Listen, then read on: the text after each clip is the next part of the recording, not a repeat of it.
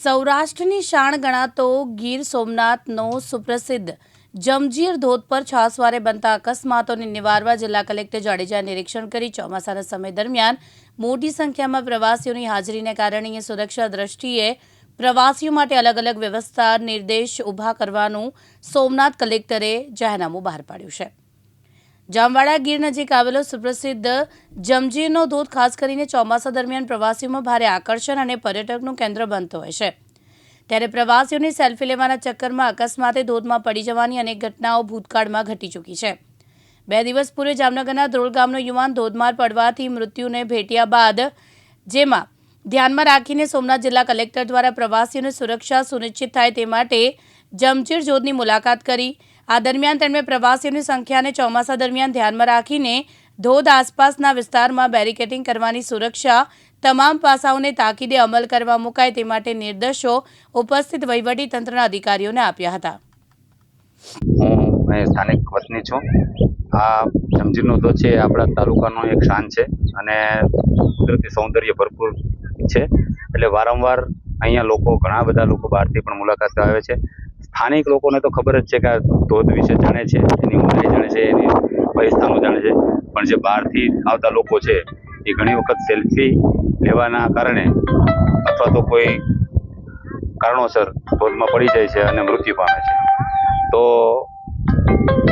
મને જાણવા મળ્યા મુજબ આપણા કલેક્ટરે પણ આજે મુલાકાત લીધી છે અને એ આ બાબતમાં પોઝિટિવ છે। આ સ્થાન છે એ ખરેખર ચોમાસાની અંદર કુદરતી સૌંદર્યથી ભરપૂર થાય અને લોકો વધુ મુલાકાત લે છે। એટલે અહીંયા સુરક્ષા માટે કંઈક વ્યવસ્થા ઊભી કરવામાં આવે તો કાંઈ બી ધોરણે આ સ્થાને જે અનચ્છનીય બનાવો છે મૃત્યુના એ અટકે એવી અમારી માંગણી છે।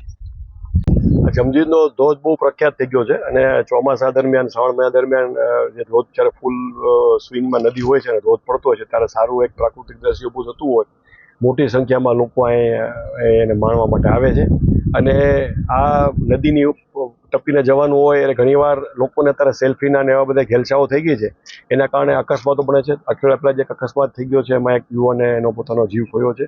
એટલે આવા બનાવો ન બને અને લોકો જે પ્રવાસીઓ આવે છે એ સારી રીતે આવે, એને પ્રોપર પાર્કિંગ મળે, જે ખાવા પીવાના સ્ટોલ્સ છે એને વ્યવસ્થિત રીતે ડિમાર્કેશન કરીને ત્યાં જ એ લોકો બેસે। લોકો જે ધોધ જોવા જાય છે એ ઓછી અગવડથી ત્યાં પહોંચે અને એક બેરિકેટિંગ અમારો કરવાનો વિચાર છે કે સારો એક વ્યૂ પોઈન્ટ છે એનાથી ધોધ ફરતું એક બેરિકેટિંગ કરી દેવું છે ફરતું, કે લોકો એની આગળ ન વધે, ત્યાંથી ઊભા રહીને જોવે। અને અમારો બંદોબસ્ત તો હોય જ છે, અમારા પોલીસ અધિકારી કર્મચારીઓ પણ હોય છે, પણ મોટી સંખ્યામાં લોકો આવતો એને મેનેજ કરવું અઘરું થઈ જાય છે। જો આવું એક બેરિકેટિંગ પ્રોપર કરી દઈએ તો લોકોની સલામતી પણ રહે, લોકો ધોધ પણ જોઈ શકે અને અમે વ્યવસ્થા પણ સારી રીતે જાળવી શકીએ। वो जमजीर धोध के नाम से प्रसिद्ध है। यहाँ काफ़ी समय से अवर नवर ऐसे बनाव बनते हैं कि जो सेल्फी लेने जाते हैं, फ़ोटो लेने जाते हैं, वो पानी में पड़ के और तुरंत उनकी मौत हो जाती है। तो अभी कलेक्टर साहब ने मुआवजा लिया था, अन्य अधिकारी थे, पुलिस थी, सिंचाई विभाग थे, सभी कर्मचारी थे, तो वहाँ आए थे वो, उनने मुआवजा लिया, पर उन्होंने जो मुआवजा लिया है वो कुछ मतलब परिपूर्ण मुआवजा नहीं हुआ। उन्होंने जो डिसीजन ले रहे हैं उससे परिपूर्ण घटना होना रुकना मेरे को नहीं लगता कि शक हो जाएगी।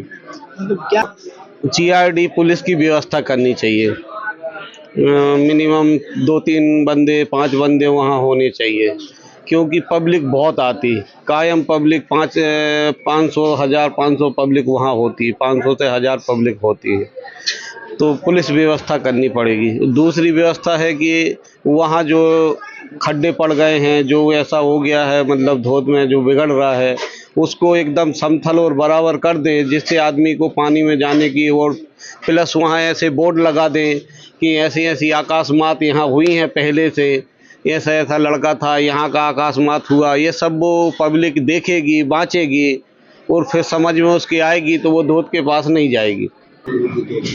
ये तो अनगिनत हो गई है, तो कोई गिनती नहीं है उसकी, क्योंकि हर साल एक दो बनाव बनते ही जाते हैं। तो ये 2-3 प्रश्न ऐसे हैं, एक पुलिस व्यवस्था, दूसरी ये बोर्ड व्यवस्था। मान लीजिए जामनगर का लड़का का शरीर पूरा हुआ था तो वहाँ एक बोर्ड में बना दें कि अभी कुछ समय में ये तारीख में इस समय में इस लड़के का एवी रीते बनाव बना है, तो वो आदमी को दिखाई दे, पढ़े, तो उससे वो सावधान हो जाए। और पुलिस व्यवस्था करने की, यही एक व्यवस्था वहाँ काम कर सकती है। પરાગ સાંગતાણી, દિવ્યાંગ ન્યૂઝ, ગીર સોમનાથ।